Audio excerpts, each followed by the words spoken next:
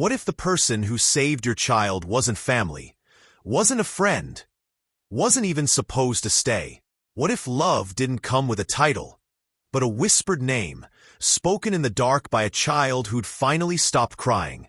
In a world that demands roles and rules, what happens when a stranger becomes home? Before we dive in, let us know, what time are you listening to this, and where are you? Drop a comment below. We'd love to hear from you.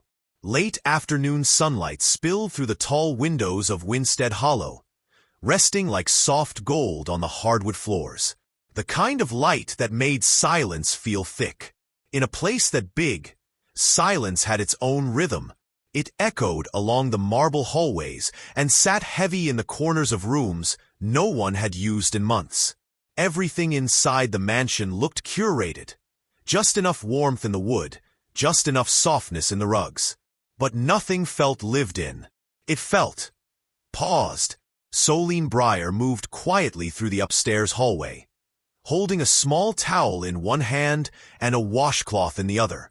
The weight of the house didn't faze her anymore. Not the quiet, not the stillness, not even the way her footsteps didn't quite belong on those polished floors. She knew how to move without disturbing things. That was part of the job. Maybe also part of who she was. Inside the bathroom, Isla Wynn sat curled at one end of the tub, her tiny shoulders barely rising above the water. Her cheeks were flushed, her curls damp and sticking to her forehead. She wasn't crying anymore, but she'd been close earlier, fussing, pulling at her ear, not wanting to be touched. It had taken Solène nearly 10 minutes just to coax her into the water. Now, Solène knelt beside the tub, gently wringing out the washcloth and pressing it against the little girl's back. Her movements were slow, careful, like she was handling something fragile. She wasn't the child's mother, not even a full-time nanny, just a temporary caregiver from Hearthlight Care Agency. But she knew the way Isla liked the water. Not too hot, never with bubbles, and how she tilted her head slightly when the lullaby began. Solène sang in a whisper, her voice soft and low, more hum than melody. The song didn't have a name. It wasn't something she'd learned. It had come from memory, or maybe instinct. Her grandmother used to hum it while shelling peas on the back porch. Solène wasn't sure if the tune was real or imagined, but Isla responded to it. Always had. Still, as comforting as the moment was, Solène never let herself fall completely into it. She kept a quiet distance in her mind, even as her hands worked gently over Isla's arms. It was a kind of self-protection. She had long since learned that people like her, people who walked into other people's homes, weren't meant to leave a mark. They were there to keep things from falling apart, but not to become part of the picture. On the shelf across from the tub, she noticed a framed photograph. It hadn't been there last week. A man stood next to a woman, tall, pale, striking in her elegance. He held Isla as a baby, but his eyes weren't on her. Neither of them were smiling. There was distance even in the way they stood close together. Solène studied the photo longer than she meant to, then quickly looked away. She didn't know what happened to the woman, only that she wasn't here now. Soso? The voice was barely a whisper. Isla reached out, her hand warm and wet. Solène let her fingers close gently around the little ones, then slid her arm under the girl's back, lifting her slowly from the water. A soft towel wrapped Isla's body, and she nuzzled in, cheek pressed against Solène's collarbone. That name again. Soso. It had started a few weeks ago. Solène hadn't corrected her. As she rocked Isla lightly, patting her back, something caught in her throat. She shouldn't feel anything. This wasn't hers to feel. But her hand didn't move away from the child's hair. Calder Wynn hadn't planned on leaving the office that afternoon. He rarely did anything off schedule. But after an especially tense meeting with his PR team, one where they practically begged him to put Isla in a charity photo shoot to clean up their detached family man image, he needed space. He hated being told how to look like a father, especially when most days he didn't even feel like one. The drive back to Winstead Hollow was quiet. Savannah's old oak trees swayed gently above the streets, dripping Spanish moss like thin curtains. The world outside seemed calm, controlled, exactly how Calder liked things. At 38, Calder was the kind of man who had learned to keep everything buttoned down. His suits, his statements, and especially his emotions. Since Lily died, keeping order wasn't just a preference. It was survival. Because the one time he let things fall apart, he lost everything. He didn't text ahead to say he was coming home. He didn't even think about it.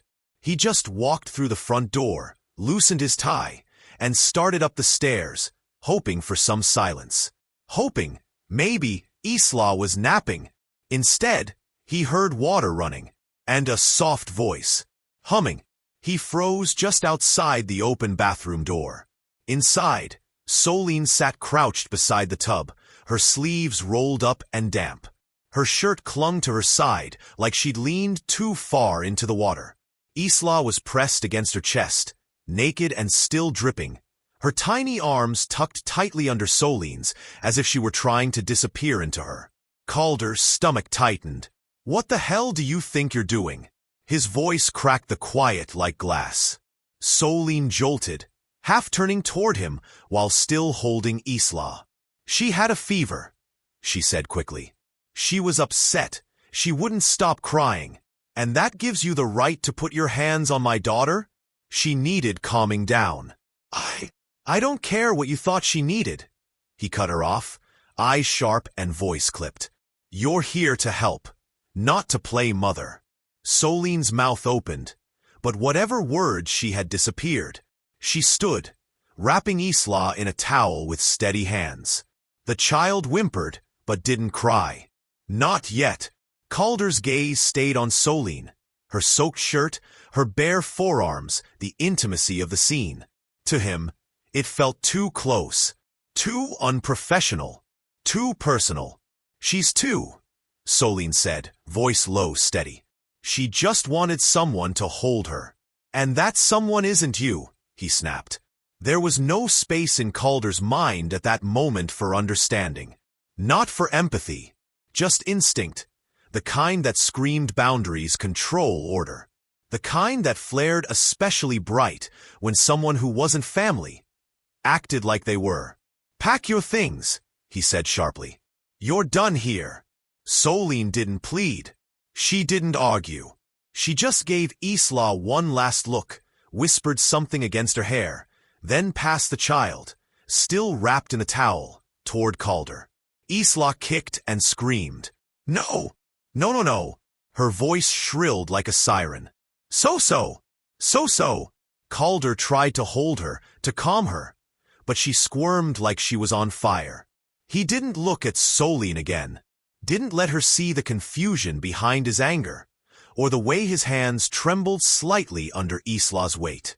The door slammed behind her. Downstairs the echo faded, but upstairs Isla kept screaming, twisting in his arms, calling that name like it was the only word she knew. "Soso! Soso! Soso!" Calder stood there, Isla flailing in his arms, her tiny fists thumping against his chest with no real strength, but all the desperation in the world. He'd handled hostile takeovers with less panic than this. He started pacing, tried bouncing her, tried soft tones, but everything felt wrong in his hands, like he was imitating someone he never got the chance to learn from. Her cries were relentless, raw, and somewhere in that noise, Calder heard something else, his own failure. Not just as a father, but as a man who couldn't figure out how to comfort a child who once grew under the ribs of the woman he loved. He sat down on the edge of Isla's bed, breath shaky. "I'm here," he said. "Daddy's here." But Isla didn't want a title. She wanted a person. And the one person she trusted, he'd just thrown out. The room, painted in soft blush and ivory, looked like love had once touched it. But now, it only echoed with absence. Calder bowed his head. For the first time in months, his control didn't feel like strength. It felt like a wall. And Isla? She was breaking against it. Rain clung to the windows like fingerprints as Solène sat at the edge of her twin bed, folding the last of her uniforms into a soft pile.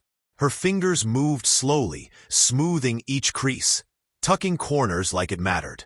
The room around her was small, barely enough space for the dresser, a nightstand, and her thoughts. Old Oaks wasn't far from downtown Savannah, but it felt like another world compared to the quiet, manicured stillness of Winstead Hollow. There was no framed art here, no hallways that swallowed sound, just the smell of damp wood, baby shampoo still clinging faintly to her hands, and the weight of a goodbye that came too suddenly. She hadn't cried. Not yet. But something in her had gone quiet. She'd been let go before. People move, agencies shuffle schedules, toddlers grow up. But this one stayed with her like a bruise. Not from Calder's words, sharp as they were, but from the way Isla had screamed. The way that tiny body reached for her, wild with confusion. Outside, thunder rolled over the rooftops, low and tired. Solène didn't look up. Across town, Calder Wynn was unraveling. He'd spent the last hour pacing Isla's nursery, the same 3 steps back and forth like a scratched record. Isla hadn't stopped crying since Solène left. Not full-on wailing, but those pitiful hiccuping sobs that break between gasps for air. The kind that come from somewhere deeper than tantrum. He'd called the nurse from the agency. She said to give Isla time to adjust. He called the pediatrician.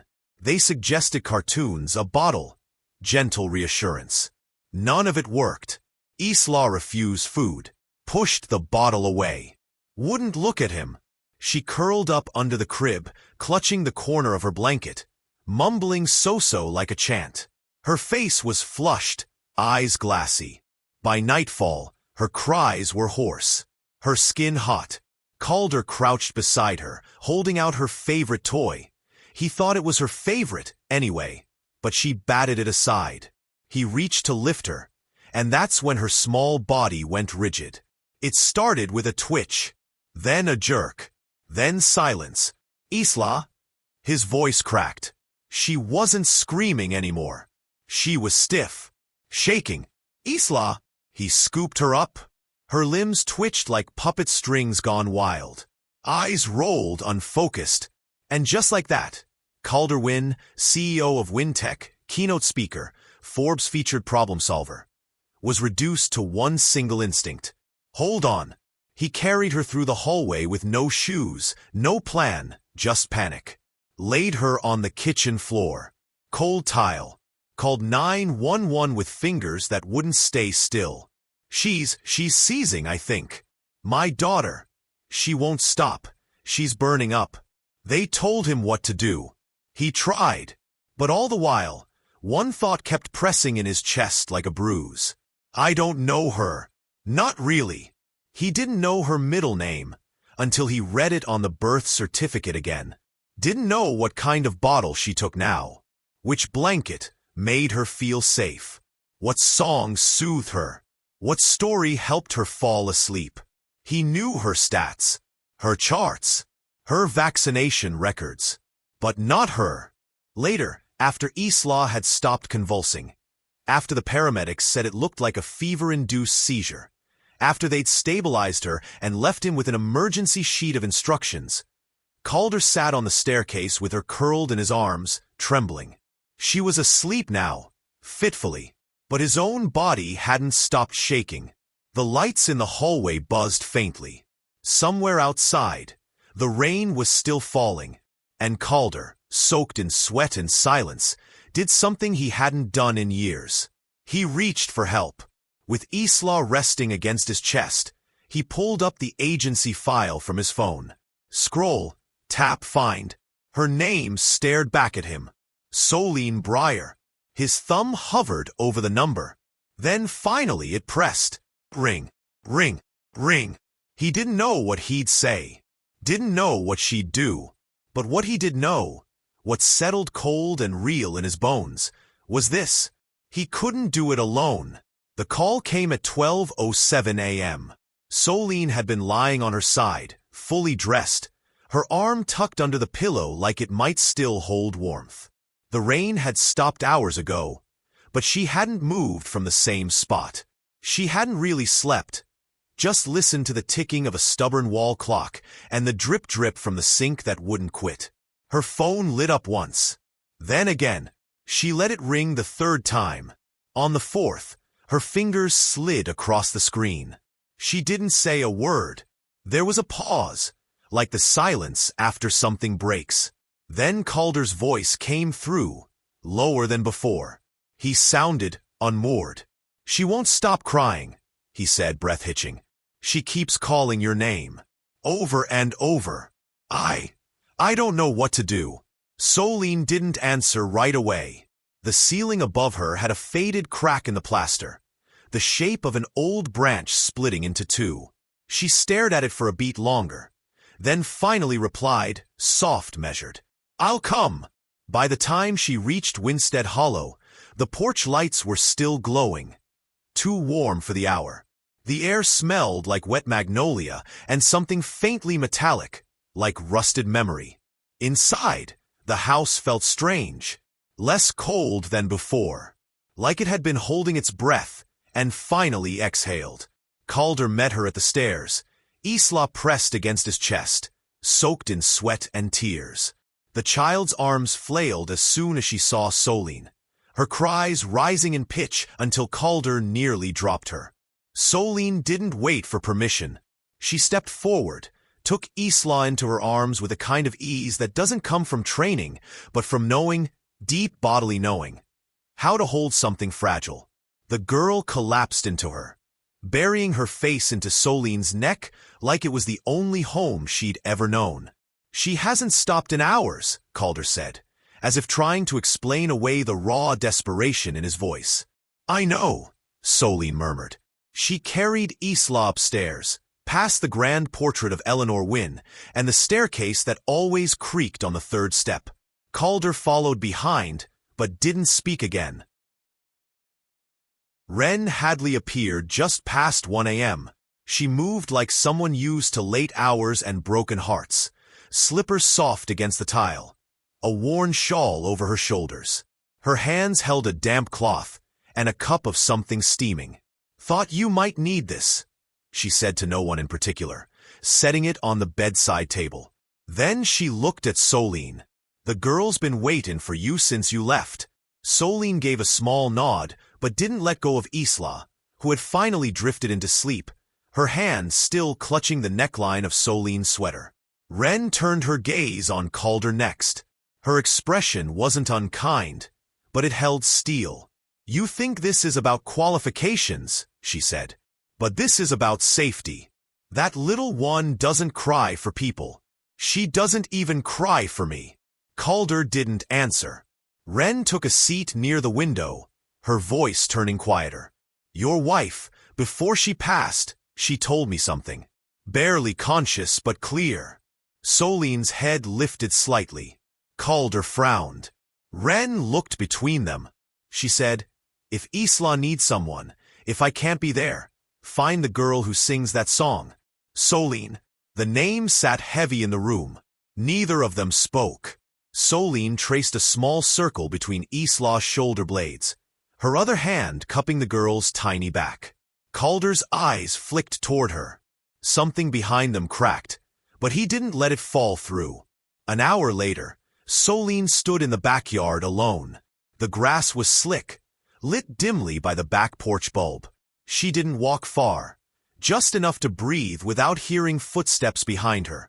Inside, Calder sat at the threshold of Isla's room, watching. He could see Solène's outline through the glass door. Still, quiet. He didn't speak. Not out loud. But in his chest, something settled. An understanding that didn't need words. And softly, almost to himself, he whispered, "She was here, even before I saw her." It started with a photo, blurry, taken from across the back fence through a long lens. You could barely make out the faces, but the posture said it all.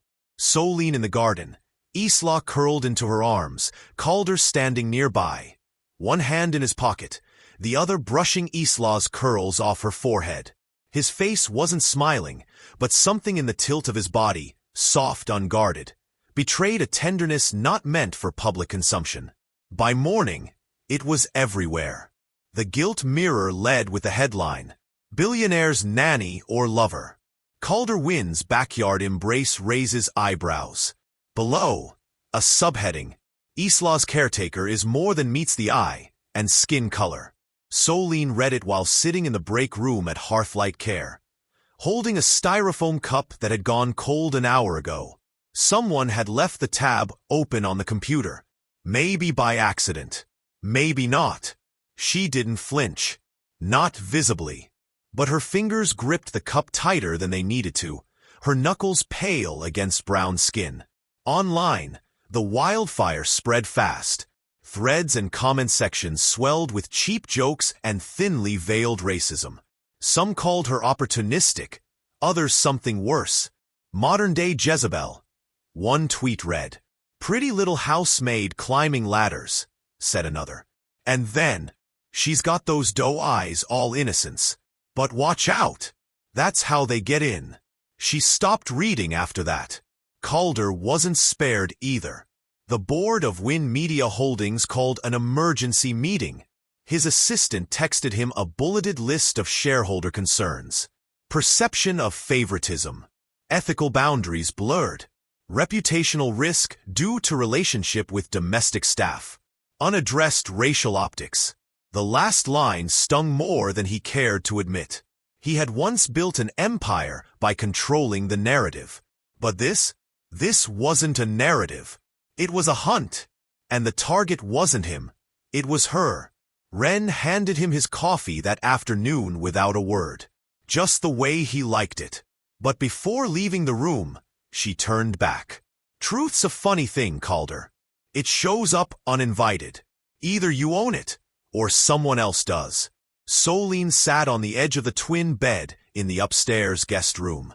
Her bags weren't packed, but she had folded some clothes, stacked them neatly. Not because she was leaving, but because folding helped her think. There was a part of her, an old, aching part, that wanted to run. Not because of guilt, but because she knew how these stories went. She knew how quickly a black woman became a threat once she was seen as something more than quiet, helpful, invisible. But every time she stepped toward the door, Isla cried. Not tantrum cried. Not baby needs a snack cried. She whimpered, her voice raw, like her whole chest was calling out. Soso, stay. The first time, Solène paused. The second time, she sat back down. Now, every night she stayed, her fingers running along Isla's back, humming that same lullaby no one else seemed to know. She wasn't sure if love could survive public outrage, but she knew what safety felt like. And Isla, pressed close in her sleep, felt safe with her. That had to count for something. By Friday, Calder stood behind a podium at a charity event for children's health. A scheduled appearance turned minefield. The reporters swarmed him after the speech. Questions flew fast. Mr. Wynn, are you in a relationship with your daughter's caretaker? Will she be fired? Is this an ethical breach? Isla's safety? He held up a hand. I'm not here to confirm or deny anything about my private life, he said, voice steady but sharp. That's mine to carry. Flashes went off. Cameras clicked like teeth. But I will say this, because it matters. He looked directly at the front row, then down at the microphone. Isla doesn't call her the help. Isla doesn't call her nanny. She calls her home. The second hit came like a punch to the ribs, low, underhanded, and exactly where it would hurt the most. A new headline. This time, nastier. Nanny turned manipulator? Insider claims Solène Briar had history with late Mrs. Wynn. The article didn't name sources. It didn't need to. Rumor didn't rely on truth. It only needed just enough shape to be believed. They claimed Solène had somehow wormed her way into the Wynn household long before Isla was born. That she manipulated an emotionally fragile woman. That she positioned herself as indispensable. And now, conveniently, was growing close to the grieving husband. It was a character assassination, cold, deliberate, and unmistakably racial in its undertone. When Calder saw it, he didn't even finish reading. He tossed the paper across his desk, the pages scattering like a slap. He picked up his phone. "James, get me Barker from litigation. I want the guilt mirror buried." But the damage had already slipped through the cracks. Downstairs, Solène stood near the coat rack, her hands folded neatly in front of her. She wasn't trembling. She wasn't even crying. But her eyes, they were farther away than he'd ever seen. "I'm leaving," she said, voice low but clear. Calder walked over, stunned. No, you're not. This isn't your fault. That doesn't matter. This house, your daughter, your name, they're all breaking around me." He opened his mouth to argue, but she held up a hand. "I came to care for Isla. I never wanted to be the story." She didn't pack much, just the same old canvas bag she'd carried in on her first day. But before she left, she walked into Isla's room and slipped a folded piece of paper beneath the stuffed elephant on the dresser. Calder found it an hour later, after the silence had become unbearable. It read, "Soso isn't going away forever, just disappearing for a while, so you can learn to be brave." Isla didn't cry. She didn't scream, didn't throw toys or slam her little fists into pillows. She just stopped. She refused her snacks, refused her favorite blanket, refused to speak. When Calder sat beside her that night, she didn't look at him. Her eyes stayed fixed on the window, watching the dark like it might give her something back. He called the pediatrician. "She's shutting down," they said gently. "It's how some kids cope, but you need to bring her stability fast." But Calder had no idea how. Later that night, barefoot in the kitchen, he stepped on one of Isla's wooden blocks. It skidded out, smacked into the dishwasher, then bounced to the floor. He stared at it for a long moment. Then, without warning, he threw the glass in his hand against the sink. It shattered, water and shards flying. He leaned over the counter, breathing hard. This wasn't grief anymore. This was something deeper, rawer. A failure he couldn't pin on timing or fate or bad press. This was what it looked like when someone who kept the world under control lost the one thing that didn't obey rules. The next morning, looking for Isla's favorite blanket, Calder opened the linen drawer in the hallway and found something tucked beneath the spare towels. A small brown notebook, worn on the edges, faintly floral scented. Solène's name etched on the inside cover. He flipped through, pages and pages of notes. Isla prefers water at 98.6 degrees Fahrenheit. Any colder and she flinches, scared of the doorbell, especially the one that rings twice. Calms fastest if someone sings the Orange Cat song. Make sure Dusty goes to the moon by the end. His hands began to shake.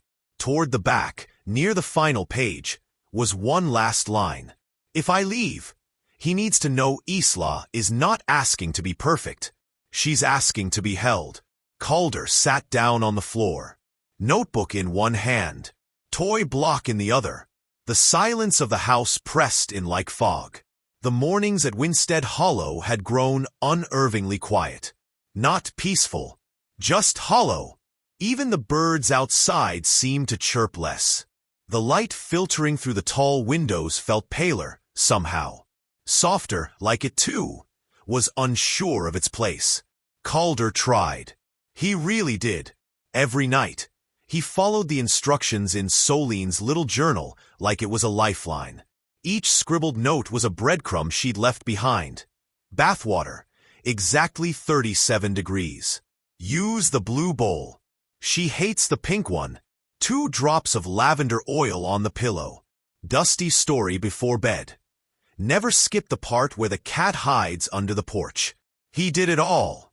And still, Isla wouldn't meet his eyes. She didn't cry. Didn't lash out. She just drifted. Her little body went through the motions. Eating, brushing her teeth, climbing into bed. But her spirit felt elsewhere. Like she was standing just beyond a window Calder couldn't open. He sat beside her crib most nights, whispering the same lines over and over. Dusty got caught in the rain again. Silly cat. Nothing. Just the sound of her breathing, soft and even. Some nights, he thought she might be listening. Her eyelids fluttered. Her fingers twitched. But the space between them remained. Uncrossable. And for the first time since Margot's death, Calder Wynn felt helpless in a way that no wealth, no logic, no legacy could fix. So, he picked up his phone, typed the words fast, like they burned to stay inside. Isla doesn't need anyone perfect, but she needs someone to stay. Is it me? Or you? He stared at it for minutes, thumb hovering over send. He knew the question wasn't fair. Or maybe it was too fair. He sent it anyway. That afternoon, Wren Hadley knocked softly on his office door. He barely looked up from his laptop. "There's something I've been holding on to," she said. In her hands, a yellowed envelope. The paper was thick. The handwriting was unmistakable. Looped, elegant, unmistakably Margot. "She told me to give it to you only if you were truly lost." He didn't respond. Just unfolded the letter and began to read. "If you're reading this, Calder, then I guess I'm not there to help you anymore. And maybe you're wondering what help even looks like now. If you ever feel like Isla needs something you can't name, find the person she says without fear. It might not be me. I hope it's someone better.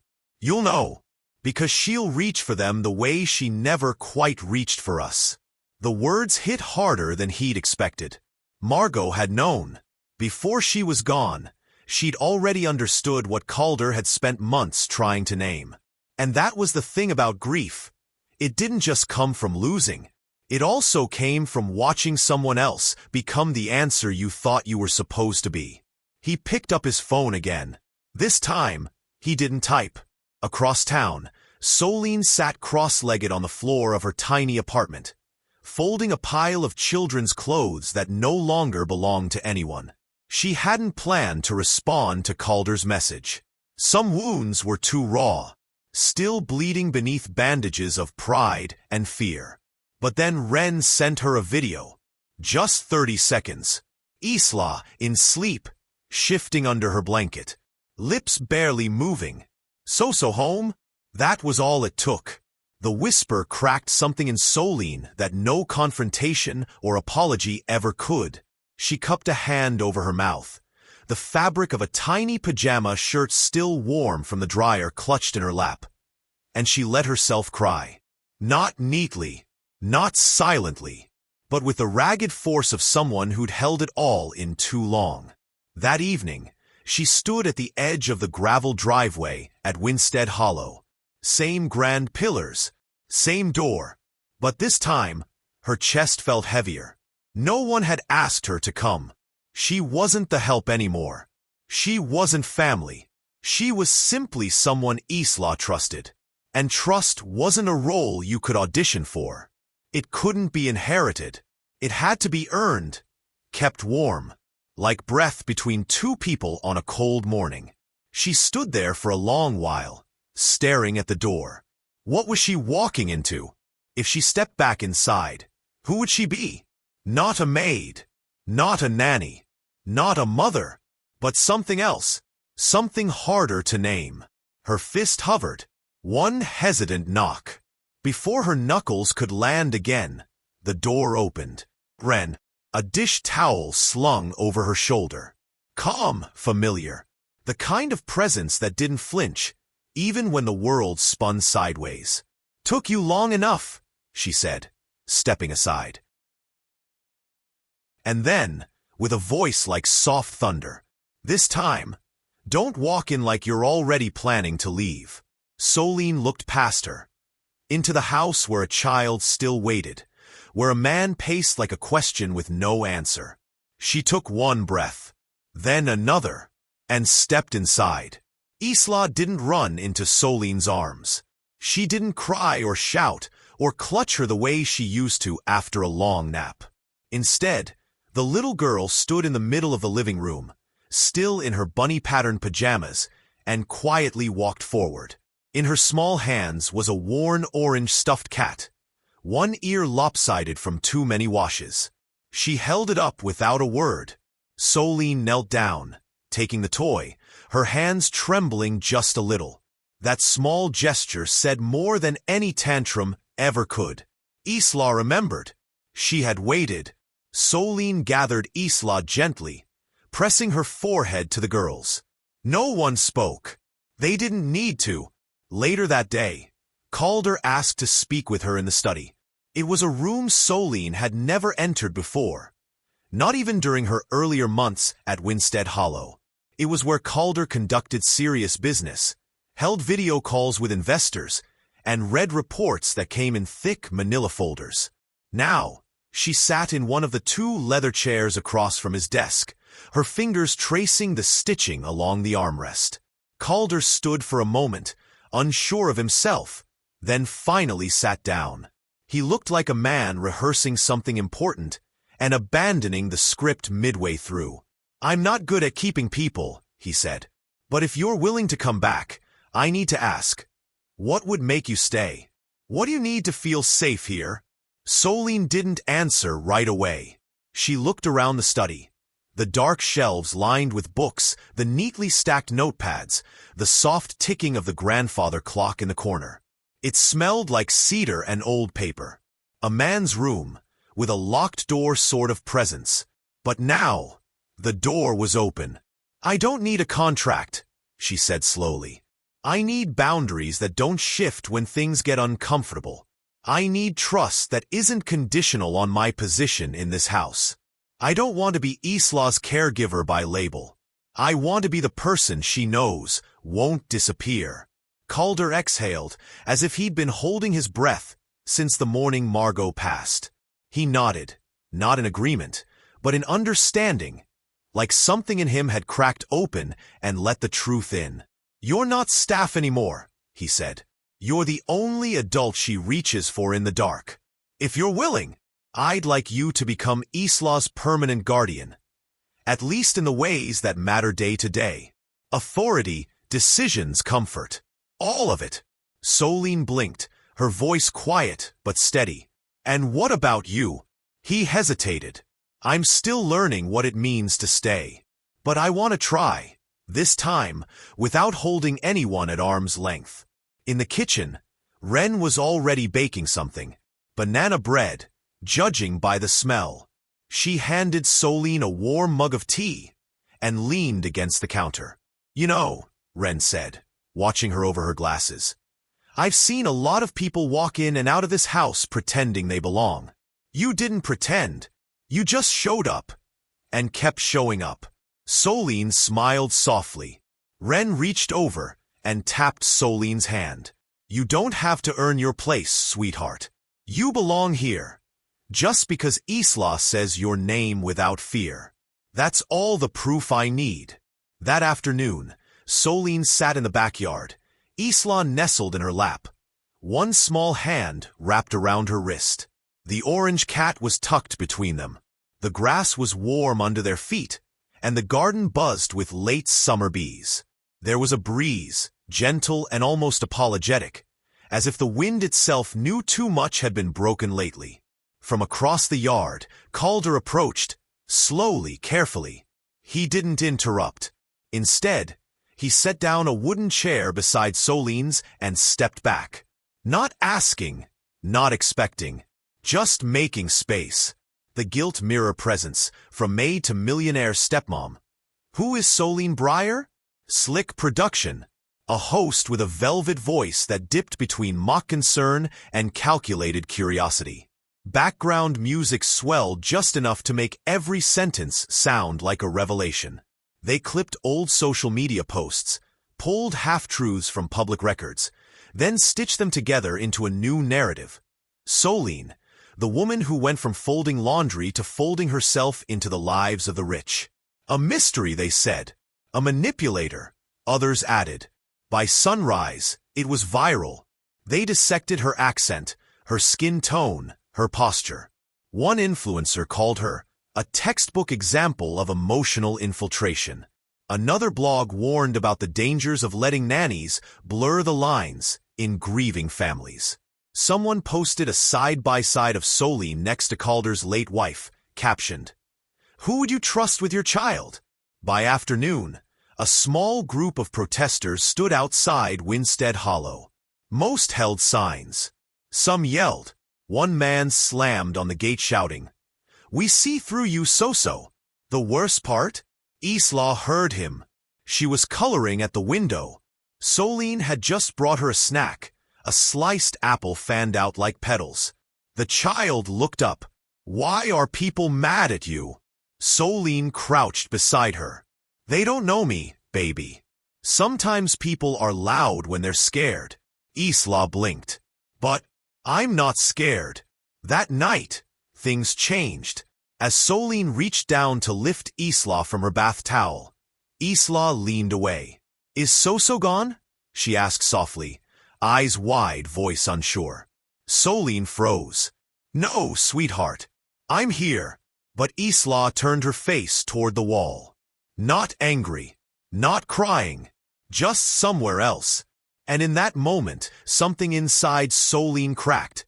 Not loud, not dramatic. Just a quiet fissure, like the sound of something breaking far beneath the surface. Later, while the house slept, she sat on the back porch in her coat and pajamas.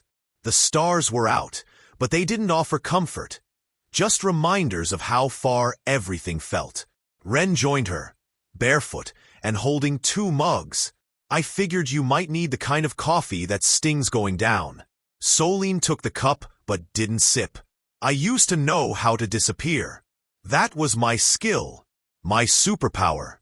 And now you're glowing in the dark," Ren said, not unkindly. "I thought if I just did everything right, if I stayed quiet, helpful, small, people would accept me. But this isn't noise. It's fire. You think you're being punished for loving that kid? I think I'm being punished for not knowing my place." Ren tilted her head. "Maybe it's time to stop asking where your place is and start making it." The next morning, Calder was summoned by the Wynn Media Board. He didn't bring Solène up. They did. "We need distance," said one member. "The markets in Asia are already reacting." Another leaned forward, voice cold. "You slept with the help. That doesn't look brave. It looks reckless." Before Calder could respond, his phone buzzed. An anonymous email. Subject line, "Urgent. If he doesn't cut ties with her, we'll ruin him. Piece by piece." No name. No signature. Just the tag. Wynn Holdings board member. He read it again. Then again. Across the room, someone said something about that evening. He found Solène sitting in the reading nook with Isla curled beside her, fast asleep. He didn't say a word.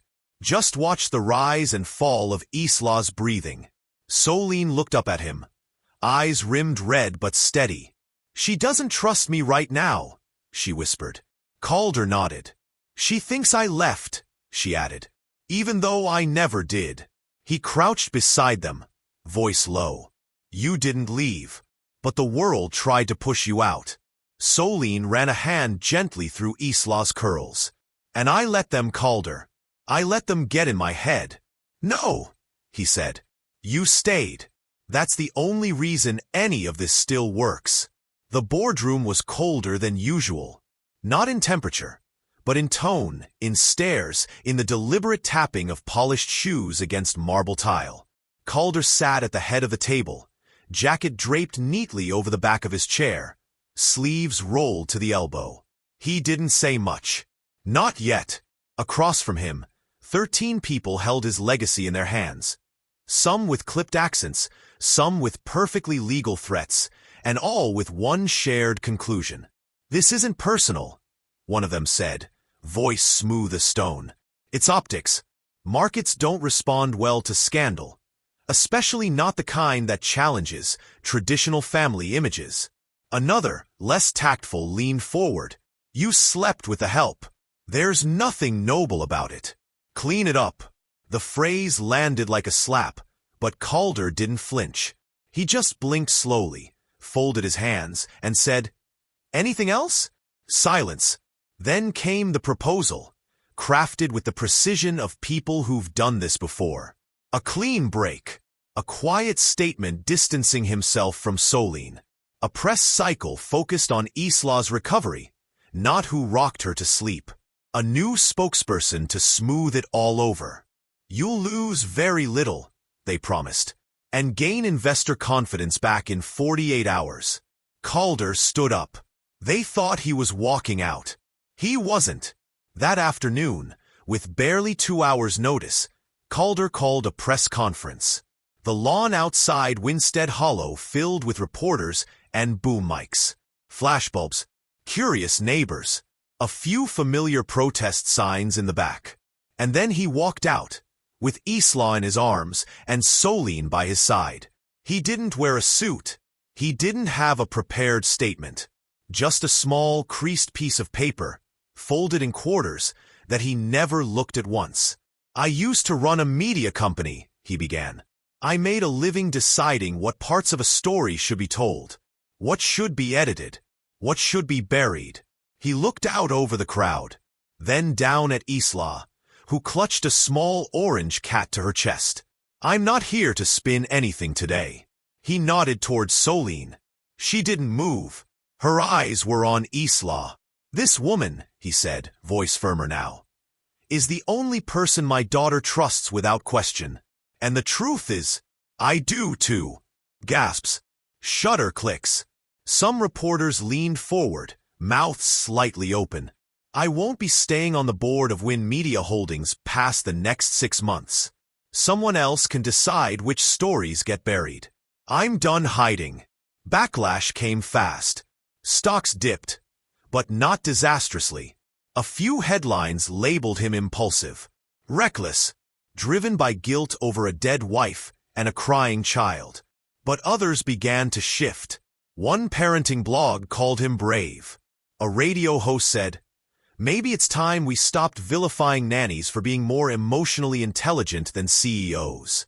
And somewhere under it all, a quiet tide of people, single dads, teachers, social workers, women who had once been the help, began to say they saw themselves.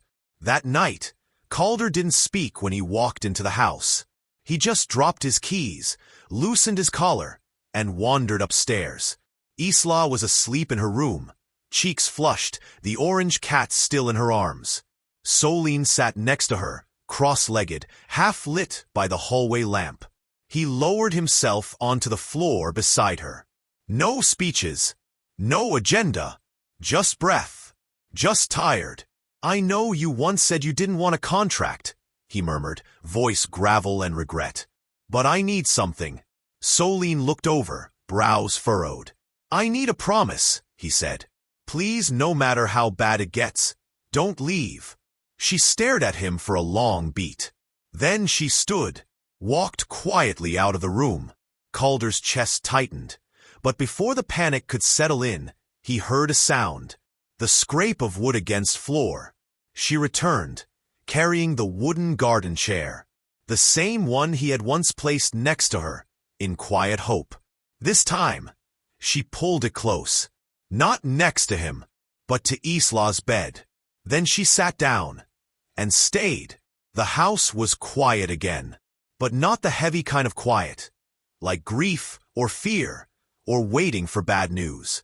This quiet was warmer, softer, a stillness that held room for breath. Isla had started laughing again, not big belly laughs yet, but the kind of sweet, half-giggled sounds that tumbled out when she made up new names for her stuffed animals. She lined them up in rainbow order on the stairs: Tangerine the cat, Blueberry the rabbit, and her favorite, Mr. Marshmallow, who had lost an eye but gained a permanent seat next to her at breakfast. The house responded in kind. Doors creaked open a little wider. Lights stayed longer on the floorboards. The kitchen hummed more often, even when no one was cooking. But for Solène, something still hadn't quite settled. It wasn't fear, and it wasn't doubt. It was something quieter than both. An ache she didn't speak out loud. The kind that slipped in during moments no one else noticed. Like when she passed the living room and saw the photograph. That photograph, above the fireplace, framed in silver. Calder's wife, Isla's mother, caught in a moment that had never been hers to witness. The woman in the photo wore a white cotton dress, simple but elegant. Her hair was chestnut brown and loose, falling gently over her shoulders. She held newborn Isla to her chest, wrapped in a knit blanket. Their faces turned toward a window where soft light poured in like memory. It was stunning. It was sacred. It was still there. And every time Solène looked at it, her chest tightened. Not from jealousy, but from the feeling of standing in a doorway she hadn't been invited to enter. One afternoon, she stood there a little longer than usual, arms folded across her stomach, not in defiance, but in defense. Calder found her like that. Quiet. Still. He didn't speak. He knew. After a few breaths, she asked quietly, "Do you ever think you're with me because I'm not her?" He blinked slowly. "I don't understand." She didn't move. "Because I'm safe. Because I don't carry the same ghosts. Because it's easier to let someone in who wasn't here when she was." He looked down, then at the photo, then at her. "I used to believe that loving someone new meant I was betraying her," he said, voice gravelly. Not from anger, but from something older. "I thought if I laughed again, if I built anything again, I'd be tearing her down." He paused. "But the night Isla said your name in her sleep," something shifted. "I realized love doesn't replace. It extends. It doesn't erase the past. It carries it forward, like a song you don't want to end." Solène's throat tightened. "Then maybe it's time we let Isla carry something new." Calder turned his gaze toward her, eyes narrowing just slightly. Not with suspicion, just uncertainty. "She wakes up under that picture every day," Solène said gently. "And she's learning, without anyone saying it, that loyalty means holding on to someone she never got to know." She hesitated, then stepped closer. "I'm not asking to take her place. I couldn't. I wouldn't. But I think Isla might need permission to let someone else matter." Out loud, without guilt. Calder didn't respond right away. He walked to the mantel, hands deep in his pockets. He stood there for a long time. Then slowly, like someone touching glass in a museum, he reached up. His fingers brushed the frame once, twice, and then he lifted it down. Not rushed, not dramatic, just quiet. He set it on the side table. Still visible, still present, but no longer above everything else. When he turned back, his expression was hard to read, but his voice was clear. "She'll always be part of Isla's story," he said. "But Isla needs someone who shows up in the chapters ahead." Solène didn't speak. She didn't need to. She nodded once. And the air between them didn't feel like a negotiation. It felt like an understanding. Later, Isla ran through the living room chasing a paper plane. She didn't stop to look up at the mantel, and Solène didn't flinch. Because in that moment, the room didn't belong to memory. It belonged to movement, to morning light, to now. And for the first time since she'd stepped into Winstead Hollow, Solène didn't feel like an intruder. She felt like a possibility. Not because the past was gone, but because the present had finally made room for her. Wren hadn't been searching for anything in particular. She was dusting the old walnut desk tucked in the corner of Calder's study, a room that still smelled faintly of cedar and old paper, even though no one used it much anymore.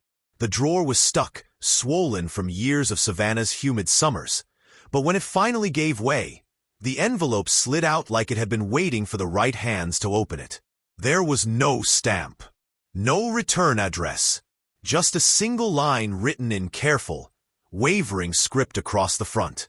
To the girl whose voice sounds like a lullaby in the rain. Wren stared at it for a long second. Then she closed the drawer and left the room.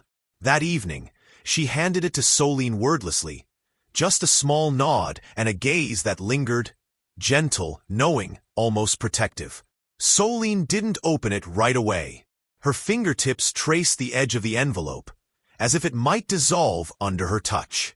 Something stirred in her chest, a tension she couldn't name, but which felt older than her time in this house. She waited until the house had gone still. She curled up at the edge of her bed, legs pulled close, the bedside lamp casting a soft gold glow across the letter as she unfolded it. The handwriting was delicate but deliberate. I don't know your name, but I've heard your voice. I remember that day in the pediatric wing. Isla wouldn't stop crying. The nurses had tried everything. Then you passed by the door, humming something I didn't recognize, and Isla went quiet. Just like that. I remember wondering how a child could trust a stranger so easily. And then I realized she wasn't trusting a stranger. She was recognizing peace. Something I never gave her. I wasn't a good mother. Not really. I wanted to be, more than anything. But fear clung to me like fog. I was afraid I'd pass on what was broken in me, that I'd love her in the wrong way, and she'd carry the same weight I couldn't put down. If you're reading this, it means I'm gone. And if Isla has chosen you, please don't walk away. She doesn't need someone perfect. She just needs someone who stays. You gave her that even when I couldn't. Solène didn't realize she was crying until the ink on the letter blurred at the bottom. Her hand trembled as she refolded it, slowly, carefully, as if it might break. She sat in silence, her eyes still fixed on the letter in her lap. Long after the last word had been read, it was like the woman had reached out from the grave, not to haunt her, but to hand her a truth no one else had been able to say. She had always wondered, deep down, if she was only here because of absence, a soft substitute, a convenient comfort. But this woman, this ghost of a mother, had seen something in her, had named it, had blessed it. A knock at the door pulled her back. Calder stood in the doorway, the light from the hall softening his silhouette. She left it, Solène said, voice rough. For me. Calder nodded. Wren showed me. He stepped inside, took a breath like he needed to steady something inside him. Then, gently, she knew. Solène looked up at him, eyes rimmed red. She knew Isla would need someone. She also knew I wouldn't be brave enough to hold on unless someone else made it feel possible, he whispered. I don't feel brave, Solène admitted, wiping at her cheek. Calder smiled. Just a little. Maybe that's what makes you brave. Just then, a small voice floated down the hallway. Daddy? Soso? Isla stood barefoot in the doorway, Mr. Marshmallow in her arms, hair tousled from sleep. She looked between them. Her eyes were still soft from dreams. She didn't ask where the letter came from. Didn't ask what had changed. Just one word, barely above a whisper. Family. It wasn't a question built from vocabulary. It was built from belonging. Calder knelt down, arms open. Come here, sweet pea. Isla ran to him. Solène didn't wait. She joined them on the rug, folding herself into the circle. None of them said anything more. They didn't need to. Later that night, a new picture was placed on the mantel. It wasn't framed in silver or edited for perfection. Just a print from Wren's phone, taken under the sycamore tree on a sunny afternoon. Isla was laughing, head thrown back, arms in the air. Calder sat beside her, sun in his eyes, smile uneven. Solène, mid-laugh, had her hand on Isla's back. No one looked ready, but they looked real. And in that still moment captured on paper, a new memory took its place. Not over the past, but next to it. Sometimes, forever didn't arrive with a promise. Sometimes, it came in the form of someone who stayed. The video spread like wildfire, grainy, dim, and edited for maximum outrage. Solène reached toward Isla, urgently, instinctively, but the context had been stripped away. The audio was clipped, garbled just enough to sound ominous. A child's cry. A frame paused at the perfect moment to suggest something it wasn't. Then came the caption, bold and damning. Caught on camera. Solène Briar strikes child during meltdown. It hadn't come from the public, though. The source was internal, strategic, deliberate. Calder traced it back within the hour. Hamilton Rowe, a senior board member at Wynn Media. The kind of man who smiled with his teeth, but not his eyes. Who spoke in polished sentences meant to sound like compliments, but left bruises behind. He'd never said it out loud, but everyone knew. He didn't like disruptions to the Wynn narrative. And Solène, black, working class, uninvited, was disruption in human form. That evening, Calder paced the study like a man preparing for war. Phone clenched, shoulders tight. "We're calling a press conference," he snapped. "We'll shut this down. I won't let them do this to you." Solène sat quietly on the couch, Isla's worn stuffed cat in her lap. The one with the fraying ear Isla refused to let anyone sew. She shook her head. "No, if this is about me, I'll speak for myself." Calder stopped cold. "You don't have to protect me from this." "I'm not protecting you," she said softly. "I'm protecting myself."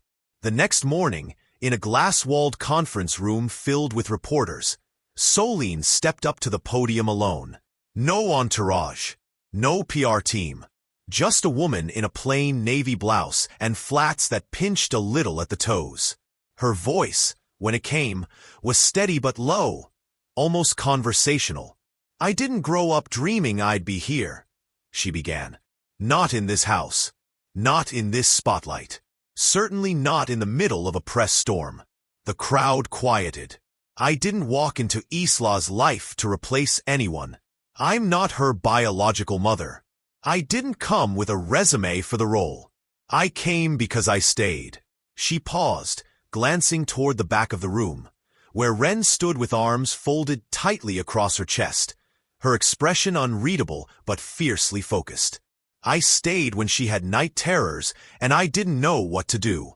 I stayed when she threw her breakfast on the floor and cried for someone she couldn't name. I stayed through the awkward glances, the suspicion, the silence. I stayed because one day she looked at me and said, 'Home.' And I believed her." Whispers swept the room. A camera clicked, and then Hamilton Rowe stood. His tone was smooth as satin, but his words cut clean. "You make a compelling case, Ms. Briar," he said. "But emotional attachment doesn't equate to legitimacy. You are, after all, not of this world. This family, this legacy, it wasn't built for you." Solène turned her gaze to him. Not cold, not angry, just solid. "I didn't ask to be part of your world," she said. "And I don't need your permission to exist in it. Isla didn't hand me a contract. She handed me trust. I didn't force my way in. She opened the door. I simply chose not to leave." The silence was taut. Then, light footsteps. From the front row, Isla walked up the aisle, curls bouncing, clutching her orange cat tight. The room didn't move. She climbed onto the stage and slipped her hand into Solène's like she'd done it 100 times. She turned to the crowd, then looked. Her eyes wandered to the garden outside the window, where Isla and Wren sat cross-legged under the afternoon light, threading string through dandelions. Wren was saying something. Isla was laughing. The orange cat toy was tucked under her knee like it belonged there. "I'm not here because I need to belong to anyone," Solène said finally. "I'm here because I want to be free to love her and not have to explain it or apologize for it or feel like it might be taken away." Calder nodded slowly. His jaw flexed. Just a little, just enough to show he was holding something in. Then he turned and reached for a manila folder resting behind him on the credenza. He held it out to her with both hands. "I had this drawn up a while ago," he said. "Didn't know if I'd ever be brave enough to hand it to you." Solène took it carefully, her fingers brushing his. Inside, a simple legal document. 1 page. Clean font. No embellishments. Request to grant shared emergency guardianship. Solène Briar. She read it once, then again, then lowered the folder and looked at him. "This isn't just about trust," she said. "No," he replied. "It's about choice. I don't want you to love Isla only when I'm around to see it. I want you to have the right to protect her, even if I'm gone. Especially if I'm gone." There was a pause. Solène stepped toward the small table, picked up the pen beside the folder, and signed her name. No hesitation, no disclaimers. Not because Calder had asked, not because she was trying to become someone's mother, but because Isla had already made her one. That evening, the three of them sat beneath the magnolia tree in the backyard. Its blossoms were beginning to fade, petals drifting lazily down like confetti from some invisible celebration. The breeze was soft, just warm enough to hold on to summer, just cool enough to whisper that change was coming. Isla lay between them, one hand wrapped around a half-eaten apple, the other clutching her orange cat by the neck like it might float away. She didn't look up at first, just stared at the sky. Then, out of nowhere, she spoke. "Daddy has a home," she said. "Soso has a home. I have a home." Solène looked at Calder. He looked back. Neither of them said anything for a moment. Then Solène leaned closer to Isla and brushed a loose curl from her forehead. "We don't just have a home," she whispered. "We are one." No applause followed. No cameras. No posts went viral. Just the sound of wind moving gently through the magnolia branches, a soft exhale from the earth, and three people beneath it all, sharing fruit, sharing quiet, sharing the same sky. The headlines were quieter now. No more anonymous threats. No more doctored videos flooding feeds. No more hashtags demanding exile, or justice, or both. Just the steady rhythm of life picking up the pieces, like dust slowly settling after a long, mean wind. People moved on. They always did. But one name refused to disappear. Hamilton Rowe. At a press briefing, held not in a glossy hotel ballroom, but right there in the Wynn Media Conference Hall, under those cool white lights and bare walls, Calder stepped to the podium. No script, no teleprompter, just his voice, firm and measured. He didn't spin the story. He laid it out clean. Rowe had accessed internal security footage, manipulated it, and anonymously leaked it. He'd coordinated with fringe media to weaponize the moment, to ignite doubt and fan the fire. And he'd done it not just to protect the company, but to protect a version of it that excluded anyone who didn't look, sound, or rise like him. The fallout came fast. The Wynn legal team issued formal demands. Rowe resigned from the board before they could vote him out. He surrendered his executive privileges, agreed to a retraction, and signed off on a settlement, an undisclosed sum meant to restore Solène Briar's name and standing. Solène sat across from the attorneys when they offered it to her. She didn't even blink. "I don't want hush money," she said, voice steady. "I want a safer beginning, for someone else." She asked that every penny be redirected to a small community education fund she'd once helped start in Savannah. Quietly, anonymously, long before anyone cared who she was. Now, it had a name. Soso's Safe Start. A place for kids who, like Isla once had, needed someone to stay when everything else felt like it was slipping away. That same evening, back at Winstead Hollow, the mood was quiet. Not tense, just still. At dinner, Calder barely touched his plate. Isla chattered on about a class pet snail named Barry and how he only came out when the room was quiet and sad. like a grown-up. Her curls bounced as she spoke, her hands flying with every word. Solène smiled. She laughed. But underneath it, she could feel something winding inside Calder. A thought. A decision. After they cleared the table and Isla headed upstairs, Calder reached into his pocket and set something on the oak surface between them. A single key. Shiny, unremarkable, except for the tiny cursive engraving on the head. Solène. She stared at it, unmoving. No pressure, he said. His voice was soft, but sure. No grand gesture. No speeches. I just figured the door shouldn't need knocking anymore. Solène picked up the key. It was warm. Maybe from his hand, maybe from the nearby fire, or maybe because it felt like something earned. Not given. Not borrowed. I never needed your name, she said after a beat, voice barely above a whisper. Calder gave a small smile. I know, he said. That's why I gave you yours. He didn't mean the key. And she knew it. In the weeks that followed, the changes were subtle but steady. Calder started picking Isla up from school, parking crooked the first few times, waving too big at the other parents, forgetting her snack on day 3. But he kept showing up, learned her schedule, let her explain the difference between regular quiet and library quiet. He learned how to burn pancakes. Twice, Isla called the crispy edges dragon crust, and requested them that way every Saturday morning after that.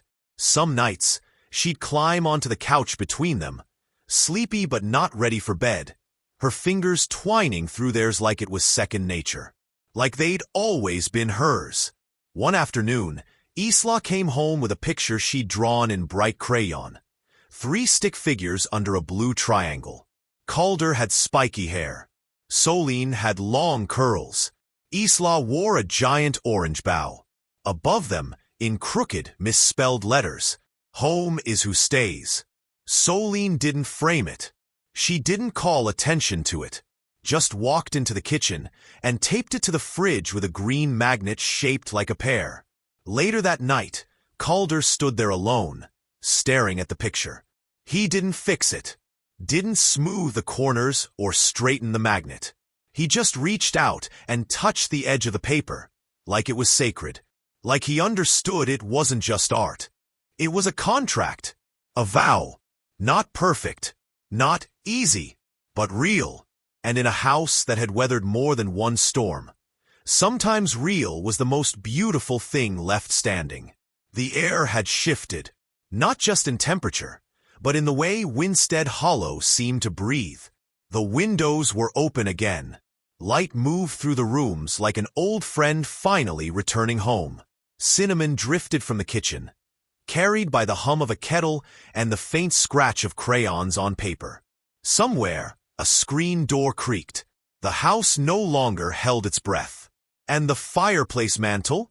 No longer frozen in time. Gone was the portrait framed in grief, tucked away now in an album where it belonged. In its place stood a photo, blurry, loud, alive. Isla in midlaugh, her curls wild, a smudge of purple marker on her nose. Calder was half out of frame, blinking in surprise. Solène wasn't looking at the camera at all. She was laughing at something Isla had said, head thrown back unguarded. It had been 1 year. 1 year since the storm. Solène still spent her mornings with Isla. But now she wasn't the only one. A small group of kids came each weekday, shy at first, then louder as the weeks went by. Some from the neighboring farms, others from downtown Savannah. They were all just shy of school age, too big for naps, too little for lunchboxes and lockers. She called it Mornings at the Hollow. There was no formal curriculum, just gentle hours with juice-stained stories, sandbox kingdoms, and snack breaks that ended in giggles and cracker crumbs. The children called her Miss Solène, but Isla didn't. Isla called her proudly, my first teacher. No one had told her to say it. She just knew. It wasn't about numbers or letters. It was about rhythm, about feeling safe in someone's presence. About knowing that if you spilled your cup, no one would flinch. That if you cried, someone would kneel and wait, not rush. It was about staying. And Calder? He no longer opened his laptop before brushing his teeth. Instead, he wrote a small, unassuming book. Part journal, part confession, part guide. The title was simple. When She Called Her Name. The subtitle, On Being the Man Who Didn't Know How to Stay. It didn't hit the New York Times list. It didn't even sell enough to land on a display table. But a few dads wrote him emails, brief, awkward, sincere. Thank you, one wrote. I didn't know I was allowed to change. That felt like enough. They still had arguments, of course. About groceries. About screen time. About how many stuffed animals Isla was allowed to bring into the bathtub. But the difference now was, no one left the room just because it got hard. Most mornings, the three of them sat around the breakfast table. Not always chatty, not always cheerful, but always there. This morning was no different. Isla was halfway through her cereal, swinging her feet under the table. Honey smeared across her cheek. The orange stuffed cat sat in her lap, wearing a bead necklace and a sticker crown. She looked up suddenly mid-chew and asked, Daddy, is Soso mine forever? It wasn't a heavy question. It came like breath. Calder paused, then looked towards Solène. But Solène didn't answer. She didn't need to. Isla tilted her head and whispered, as if deciding it for herself. I think she is. 'Cause I call her name. Every day. No one said anything for a while. The kind of silence that isn't empty, but full. Like a quiet hallway after laughter. Like a garden after rain. Outside, the magnolia leaves stirred in the breeze.